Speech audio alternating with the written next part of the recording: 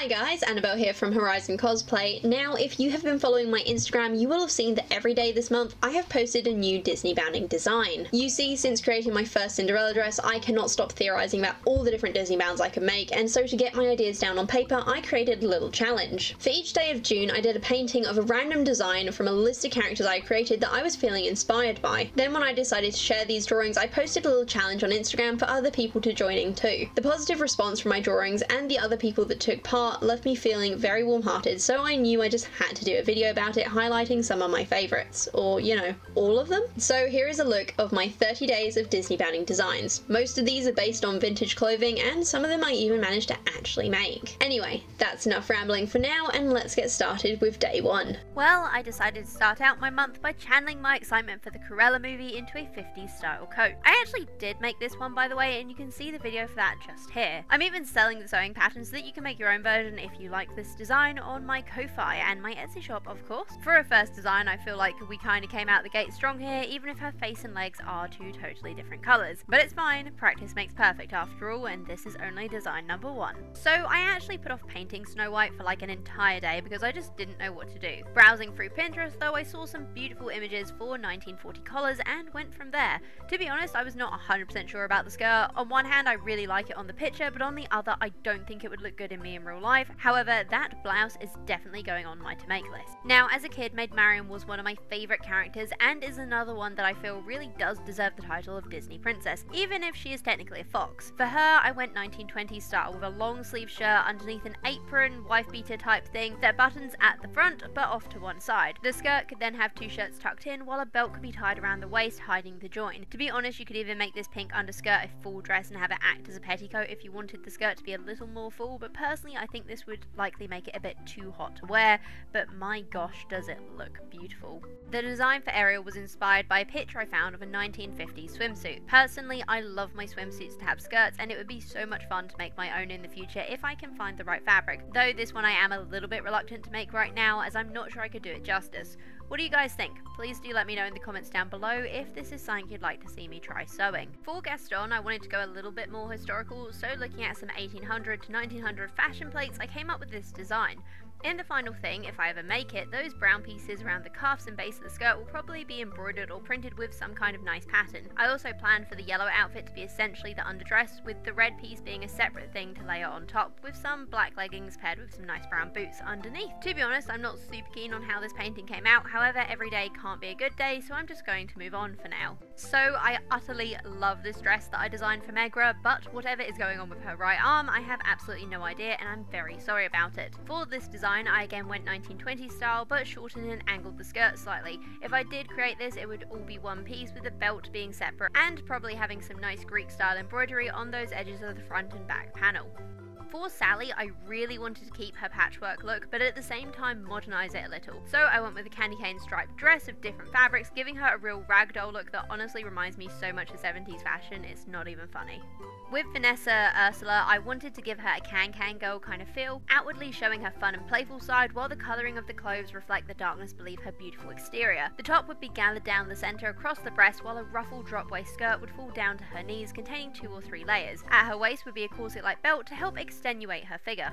I really wanted to give Aurora a loose and flowy top, but keeping it short sleeves so it would still be practical, and because the shirt is the main focus, a simple skirt seemed like it would complement it well. Though I haven't drawn it on, I do imagine embroidery of flowers and forest creatures, maybe trees and leaves too, around the collar to add some lovely details and decoration if I ever made this in real life. Elonwy is a practical girl, so of course her dress just had to have pockets. I also included her headband, but otherwise took a rather 1940s working girl approach to the whole look. This actually ended up being one of my favourite dresses that I designed, and one I can definitely see myself wearing a lot, but again, what do you guys think? Is this something that I should add to my to-make pile sometime soon? For Belle, I decided to take her town dress as inspiration for her design, as I'm personally more of a blue person than yellow. I tried out a skater girl style skirt with shoulder braces and a tight white top underneath, of course with some tights and nice boots. This one is a simple design, but I do think it works. Also, just ignore how weird her foot looks. We're going to pretend that that never happened. With Anna, I really wanted to include the sunflowers that we see so much in the Frozen Fever short film. In my head, these would be done with either applique or embroidery, but I did keep the dress rather short, so it'd be good to play play with, but did double layer the top simply because I really like that effect, and I'm allowed to do that when I'm painting these pictures, or making these dresses for that matter. Let's have a little update. So basically, as some of you may have seen in my Cruella video, I have actually gone and gotten another job, which is full-time, and basically what that means is that I am really behind on my drawings. So what I've been doing is, even though I'm not been painting them every day, I've been drawing something every day, so we have quite a few bits of paper here, and I'm going to sit down and have a big painting session, and we can actually get this challenge finished. There is no way I'm not finishing this challenge. It is way too fun,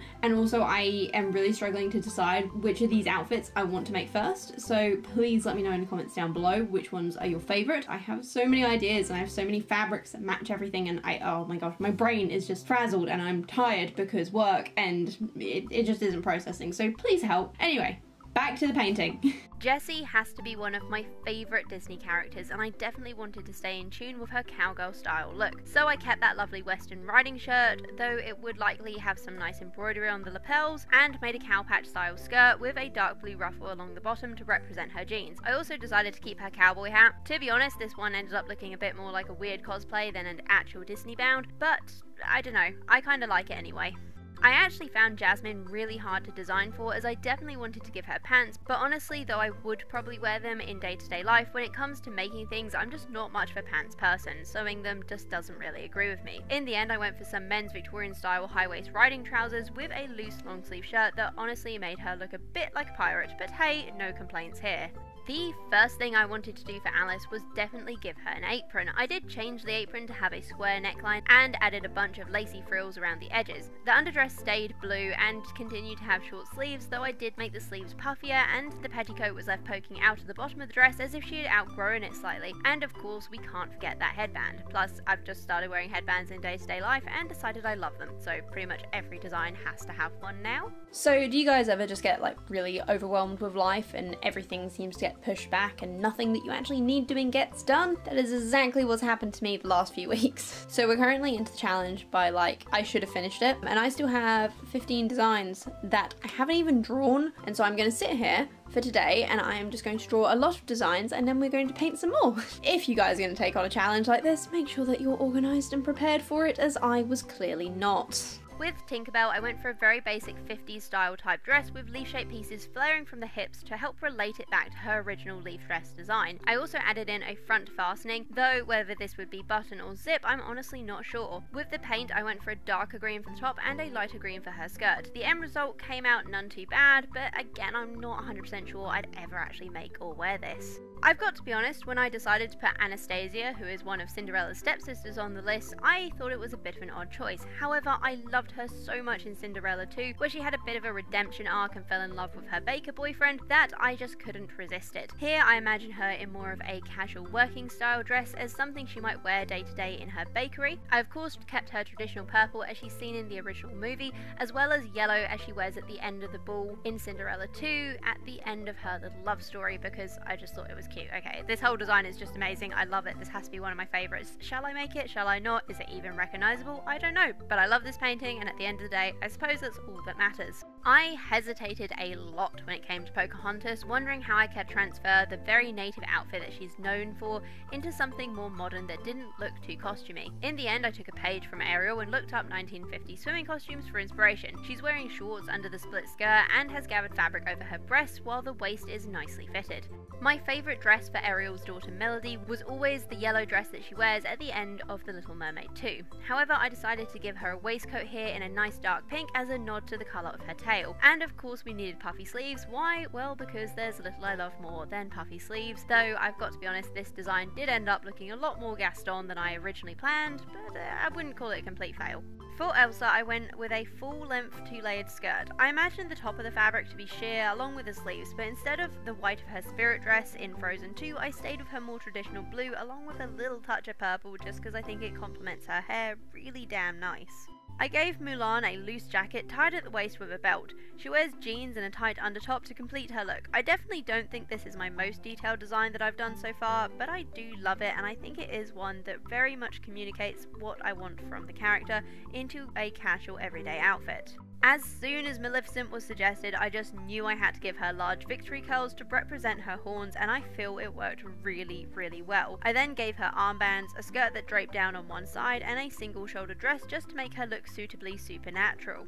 For Rapunzel, I put a puff sleeve blouse under a dress that has decorative seams. I also gave her some classy type gloves. For this one, I relied a lot on colour to show the character I was aiming for, but honestly by this point in the challenge, I was feeling a little low on creative juices, so I'm a bit 50-50 as to how this particular design came out. And we are on to another one of my favourite movies. For Jane, I had to give her a headband to help keep her hair out of her face as she runs around the jungle. Next, I decided that because she lives somewhere hot, being a little more revealing with her skin would be okay, and essentially paired a bikini top with a short skirt. Because of the amount of skin showing, I'm not sure I'd ever make this outfit for myself, but I do like how the picture turned out. So I'm not too sure how it happened, but somehow Merida ended up looking like an 80s hippie. I mean, no complaints, and the big head definitely suits her down to a T, and the look of a free-flowing dress is honestly wonderful, but I'm not certain that's what I was aiming for originally, though whatever my original thought on the designs were, they are long gone by now. I know Tiana only wore green at the end of the movie for a few minutes, but honestly it really is just the best colour for her. However, I gave her a more work style dress, as the reason she's my favourite Disney princess is because she's the only one who actually has a job and works very hard for it. Overall, this dress is something I would definitely wear in real life, and so I am again adding this one to my to make list. When it came to Vanellope, I debated making her more of a tomboy, but I know if these outfits are for me, I'm a little more into dresses. So I made a wraparound 50s style dress. If I made this in real life, I would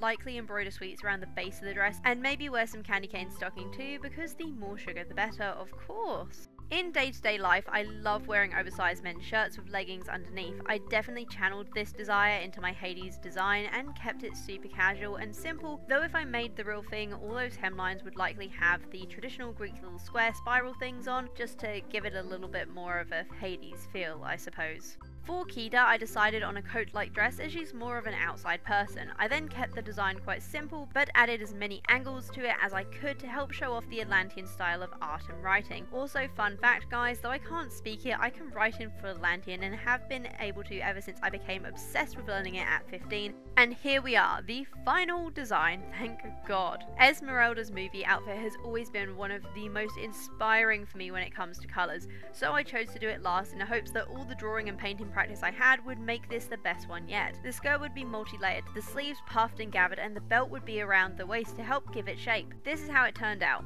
What do you think? Thank you all for joining me on this journey. I have definitely had so much fun painting and posting all these pictures, though 110% I really need a break now.